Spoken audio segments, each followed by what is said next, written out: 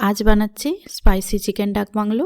গরম ভাতের সাথে খেতে ভীষণই ভালো লাগে। প্রথমেই চিকেনের মধ্যে লঙ্কার গুঁড়ো, হলুদ গুঁড়ো, লবণ, ধনে গুঁড়ো, আদা রসুনের পেস্ট আর টক দই দিয়ে ভালো করে মেখে 30 মিনিটের জন্য ম্যারিনেট করে রেখে দেবো। এবারে চিকেন ডাক বাংলোর জন্য স্পেশাল মশলা বানিয়ে নিচ্ছি। হালকা ড্রাই রোস্ট করে গুঁড়ো করে নেব। এরপর কড়াইতে পরিমাণ মতো সর্ষের তেল গরম করে আলু, লবণ আর হলুদ দিয়ে ভেজে নেব।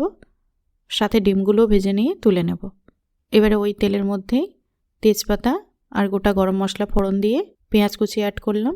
একটু ফ্রাই করে নিয়ে দিয়ে দিচ্ছি আদা রসুনের পেস্ট, টমেটো কুচি, লঙ্কার গুঁড়ো, হলুদ গুঁড়ো, ধনে গুঁড়ো, স্বাদ মতো লবণ আর ভাজা মশলা দিয়ে অল্প নাড়াচাড়া করে নিয়ে ম্যারিনেট চিকেন আর আলু দিয়ে দেব। ভালো করে কষিয়ে নিয়ে তেল ছেড়ে দিলে এবারে পরিমাণ মতো গরম জল অ্যাড করে দিয়ে ঢাকা দিয়ে কিছুক্ষণ রান্না করে নেব।